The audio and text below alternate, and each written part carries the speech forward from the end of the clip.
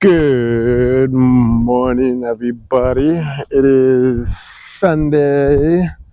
Beautiful, beautiful Sunday today. A little warm. About 7 o'clock or so. Just feels hot today. Feels hot. Anyway, what's going on? Hope you guys are all doing wonderful. Sunday, church day. I'm excited to go to church. Hopefully, you guys go to church. If you don't go to church, maybe try to go to church. I'm not telling you to go to church. Something to do, something to see, preach, feel that spiritual part of our lives that you may be missing. I didn't know I was missing it so much until I started to go and commit a little bit. I don't know. Today's story, I have a good quote today.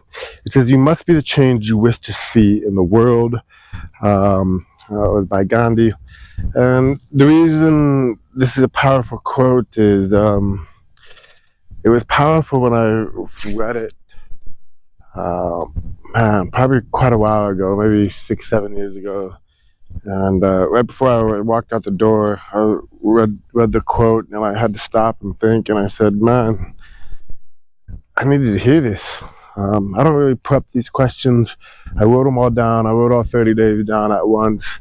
And I wake up and come out here and make a video first thing in the morning. This is the most raw, unedited, not scripted, just getting information out there first thing in the morning to get me going. That's why I'm doing these things. But this quote is powerful, and I needed to hear it today because, to be honest with you, I'm really shy in the world. Around me. If you know me from the CrossFit gym or maybe some others, you'd probably be like, "Oh, you're not too shy." But when it comes to being alone out in the wilderness, and I'm really shy. I don't like to approach people. I like to give people their space. I'm obviously, if you don't know, I'm hard of hearing, so it's more that I'm afraid. I guess I might not hear them, or might make things awkward. But there's been situations, especially yesterday, why this quote's coming up, and why I guess I needed to hear it. And I was at the animal shelter, and I'm gonna adopt an animal soon, trying to look at their inventory and stuff. And I saw a lady walk out, and she was having a hard time, and she was crying, and I just felt like wanting to comfort her. My inner voice in me was like, just go reach out and say it's okay, give her a hug or something. And I couldn't. I was just too shy.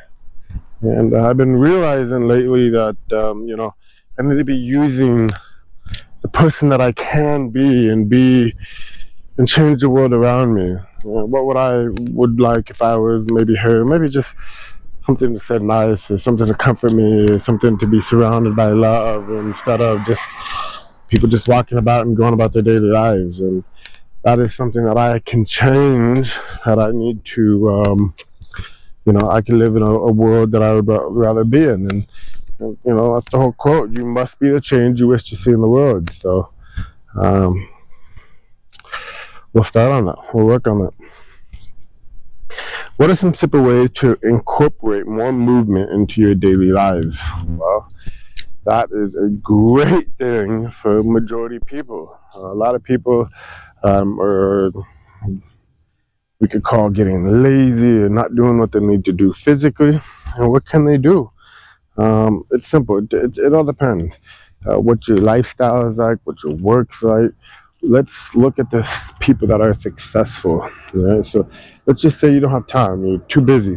Well, make time. Wake up 20 minutes early. Go for a walk. It's not, there's no excuse. Here I am, 7 in the morning. I have a kid. She's sleeping at home right now. And I'm outside for a walk for myself, right? So that's one way. Maybe do some exercises after you put them to bed. You might be saying, "Oh, that's time for cleanup and that's that, whatever." Hey, But I'll give you another really good one. If you have kids and you're too busy with your kids, not exercise with your kids. Your kids are full of energy, and I see parents all day long take them to places, take them to parks, take them to this, and what do? They go sit their ass down, and they don't even interact with the kids. They're not even working out with them or getting energy out for themselves because they feel tired. And I'll give you a hint, is we're humans. We are made to move, and the more you move, the more you want to move. And you may notice that with your kids. The more they play, sometimes they even want to play even more until they're tired. Well, that's the thing with us. We need to play. And it's about that laziness. It's about, I don't feel good. Just get up and go. Bring a ball to the park and play ball with the kids and throw stuff and move around and chase stuff and chase them. And you'll have a lot more energy. Now, maybe you don't have kids. Maybe you're just working too much. Great. Set an alarm on your phone every 15 minutes, every 20 minutes. Get up, do some jumping jacks, do some squats, do some push-ups. It's just body weight stuff. Your body doesn't need a lot of stuff. The body just needs to just flow, you know? So just move, just flow. Set a timer, set a goal, set a routine to do that. Most importantly, try to schedule some time into your busy life to go to the gym. Go to a gym that you like. Go to a gym that maybe you're not wanting to get out. Go. I'm always recommending more boutique style gyms or CrossFit gyms or those are people that are looking for community. You can find people to interact with, to make friends with, to have a little bit more active lifestyle with them. So there's so many different ways to incorporate movements into your daily lives. And let's just say if you have injuries, you're there. I'm the number one person that knows about injuries. What do? You just do what you can, right? Right now, you see me switching this camera back and forth arms because my back is hurting that bad. I wake up in the morning, my back hurts. It hurts to hold a freaking 3-pound camera, but I'm still out here. I'm doing what I can. Right? So do what you can. I only got a few more minutes, but let's talk about what is Bitcoin and why is it created. I thought that I did a terrible video yesterday about crypto. Looking back at it, I know I can explain it way better and so forth. That was crypto in general. This is just about Bitcoin. So what is Bitcoin? First off, Bitcoin, you might hear the decentralized currency or an online currency or so forth. The number one selling point to Bitcoin, it's a currency that is not controlled by a government or a central bank. It is a currency that is controlled by that mathematics. Yeah? And so this currency is on online digital format. A lot of people will say that it doesn't exist, it's online, and so forth, but that's also not true, because if you take a hold of it and you actually own your Bitcoin, you have to actually own a set of words, a set of numbers and letters, and that is called your private key. And so you have to actually physically hold that in order to access it. So you can actually own something in the real world. But what is Bitcoin and why was it created? It was created originally, mainly, was created after the financial fall in 2008. But it officially came live in 2010. It's been around for quite a long time now. Not quite, it's a teenager. In 2011 it launched, so it's been 13 years or so.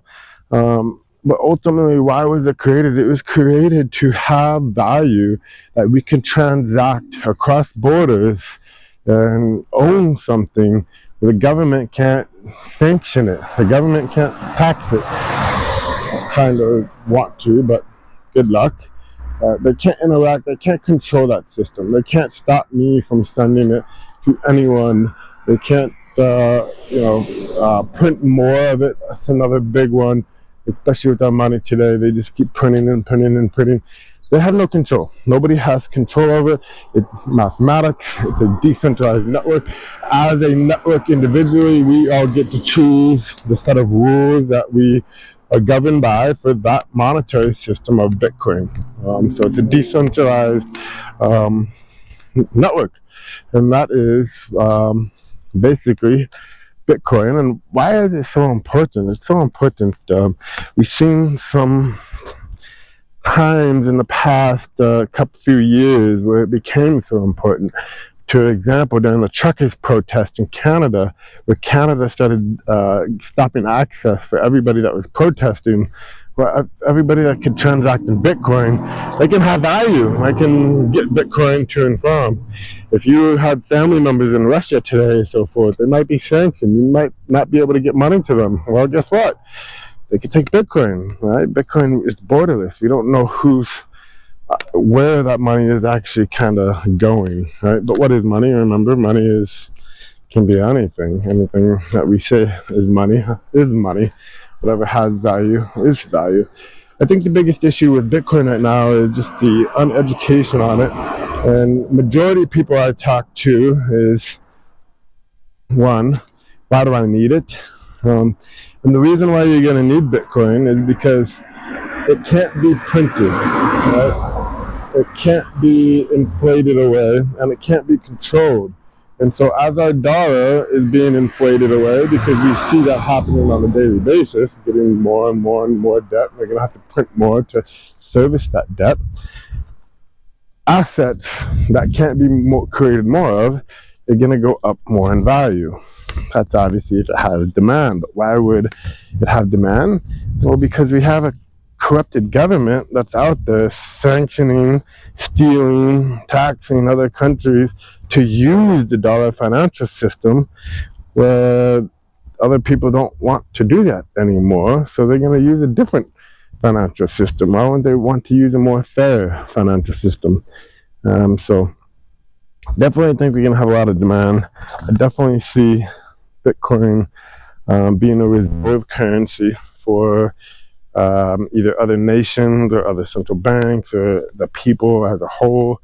Bitcoin has a huge, massive future ahead of it, and that is what Bitcoin is. If you